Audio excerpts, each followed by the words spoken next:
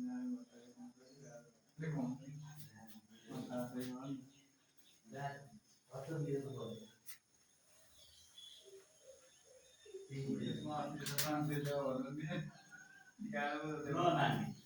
छ हिजो भन्ने छ हिजो के भन्ने थियो भने नि बिल छ भन्नु बिल छ मैले हिजो के भन्ने भने नि पैसा कति कति उठाएको भनेर मलाई सोधेर के भन्ने भने पुराण सुन्न आउँदाखेरि आफ्नो स्वेच्छाले भेटीपाटी मन्दिरमा भित्तामा कति राख्नु जस्तो स्वेच्छाले त्यसपछि तपाईँहरूको म पनि यो गुरु छ महिनामा यसो अहिले दान दक्षिणा गर्छु भनेर कति पैसा सहयोग गर्नुहुन्छ भनेदेखि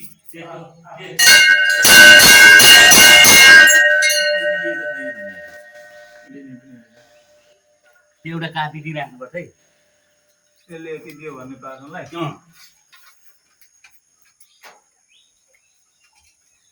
पछि लेखाजोखा त खास केही पारिँदैन होइन त्यो त एकछिन राख्नुपर्छ क्या 2 दिनलाई राख्नुपर्छ क्या काका कसलाई सुनाउँछ त मलाई त्यो मलाई थाहा भइहाल्छ क्या के होइन भन् न त्यो त म पुरानो चलाउने भेटी चलाउने पनि त सक्यो नमस्कार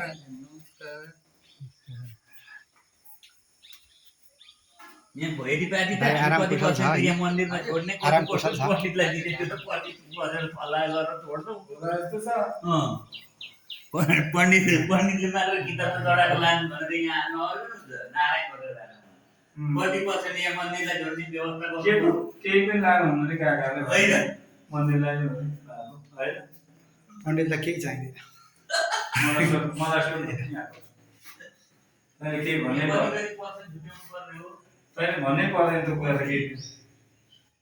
तभन्दा बाटो हामी सँगै भगवान्लाई नै अर्पण कत्रो यहाँ दान पुण्य गरेर त भन लगन हो ती मान्ने भाइ त्यसलाई पर्दैन निकाल्न कसले ल्याउने पछि फेरि कस्तो बज्दैन भन्नुभएको आफूले मैले त यही मात्रै बजे हो क्या जस्तो लागेको थियो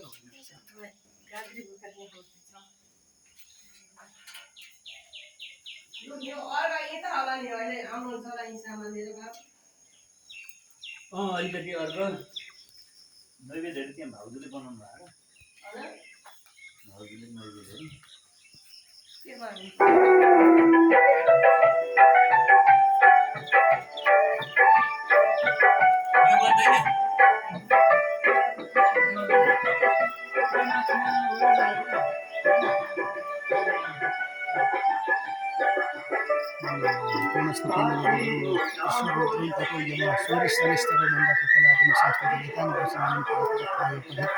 सलेस्तर कृता पीडा न कदाचित भविष्यति सूर्यपुत्र दीर्घदेव विशालाक्षी शिवप्रिय मन्दचार प्रसन्नात्मा पीडा दहतु शनि ओम शम शनिश्चराय नमः शम शनिश्चराय नमः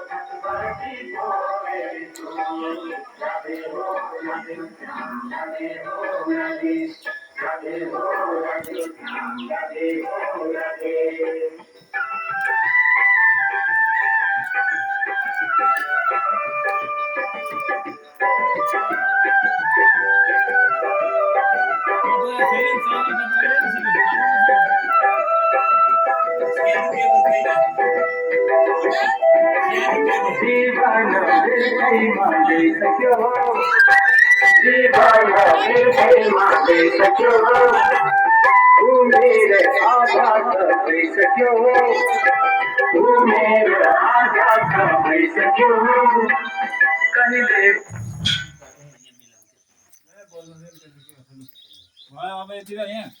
चकती हाल्छु है चकती हालेपछि भयो अनि एउटा के भन्नु सिराने एउटा काकाहरूलाई एउटा पराती चाहियो त्यो नयाँ तन्नामा नि एउटा ल्याउनु किन भन्नुहुन्छ भने यहाँ टाँगिदियो किनभने घाम हुन्छ काम हुँदैन एकछिनदेखि यहाँ बरु यता भरे आउँछ यता हुँदैन अब सकिए त 8 बजे फोटो खिच्नलाई होइन यो कुनै पनि छौँ न त्यहाँ ओछ्याउनु तल बस्नु चाहिँदैन तपाईँ त्यहाँ ओछ्याएर हुन्छ तल बस्नु चाहिँ यस्तै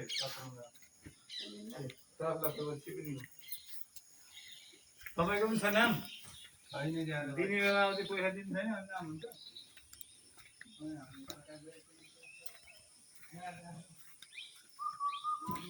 भगवानको दिव्य विग्रह पञ्चावती पञ्चेश्वर राधा रासेश्वर मन्दिरमा हामीले अहिले भर्खरै दर्शन गर्न पायौँ।